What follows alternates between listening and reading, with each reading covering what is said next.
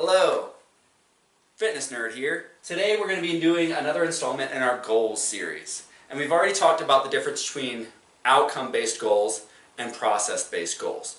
And now we're going to be talking and why we need to be focused on our process-based goals.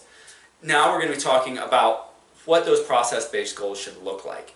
And for today we're going to be talking about the SMART system. This is most commonly used in education, but it's also used in business courses and fitness also. It needs to be actions. It needs to be specific, basically actions, things that you are going to do. It needs to be measurable, quantifiable. It needs to be things that you can say, did I do this? Did I not do this?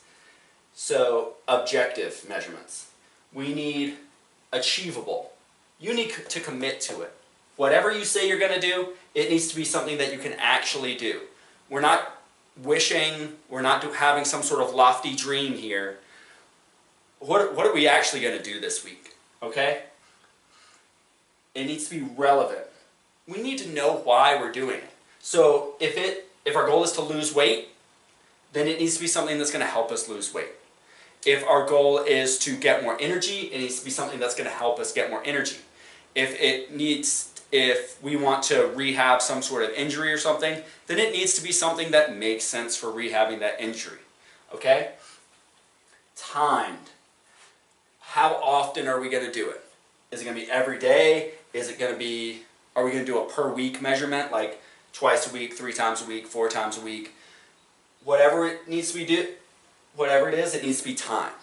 So, I'm going to use an example to help you figure out exactly what I mean here. So, since I think the most common goal we've got in America today is weight loss, I'll use that one. So, actions. First of all, it needs to be relevant to that. So, we're going to pick an action that is relevant to losing weight. We will have a cardio goal. The basically weight loss goals, things that are relevant to that, are going to be cardio, resistance training, and nutrition based. Also hydration, I sometimes count as nutrition. But anyway, so specific to that, we're just going to pick a cardio goal. It's an easy one. So cardio is going to be, we'll do some sort of cardio 3 times a week for at least 30 minutes.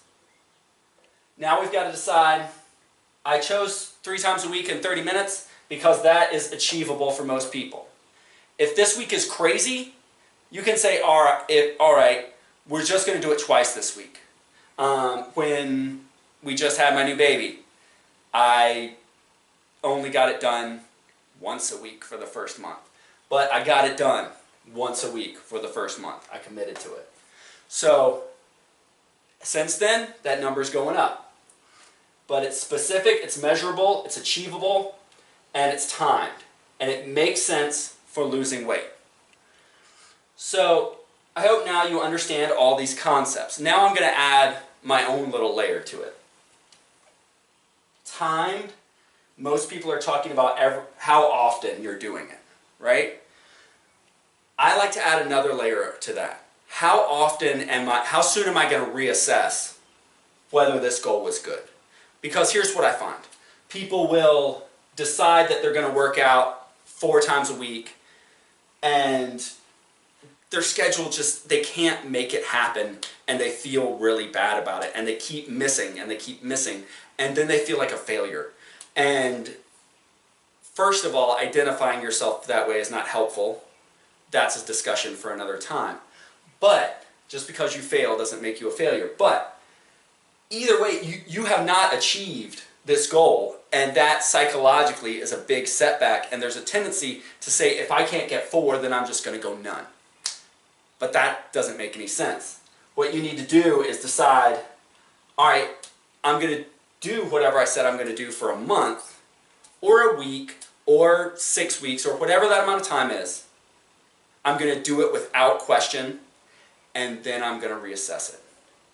And the reason for that is, if you wake up every day wondering if your goals make sense, wondering if you're doing the right thing, if you're running and the whole time you're thinking, should I be running right now? Does this make sense? Is this the proper use of my time? Then you're going to go crazy. You're not focused on what you need to be doing because you're wondering whether you should be doing it.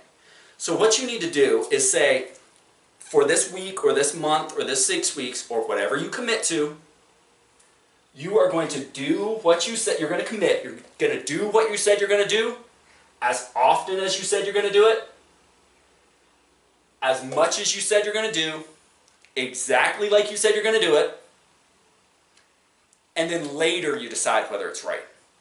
So that way you can stay focused, you can just do it, and then later decide whether it's right. And what you'll find is sometimes you'll get to the end of it and you'll be like, that was great. I'm just going to do exactly what I said, what I was doing before. A lot of times you'll get to the end of it and you'll be like, that was great, it worked really well. Now I probably need another level. So you figure out how you're going to level it up. Sometimes you'll find it didn't work very well. Or you know what, with my kids, I can't get there as often as I said I was going to get there. Or I can't do it at the gym. Maybe I need to do it outside of the gym. Go for a bike ride or whatever. Or, you know, with work the way it is, I'm just not making it after work, like I said. Maybe I need to go before. Maybe I need to do some other thing. But those are discussions to have with yourself on a scheduled basis. Say once a month. Otherwise, if you're talking to yourself about that stuff all the time, it's going to be really hard to stay motivated. So decide how long you're going to do it, commit to it, then just do it. If you have any questions, put them in the comments below.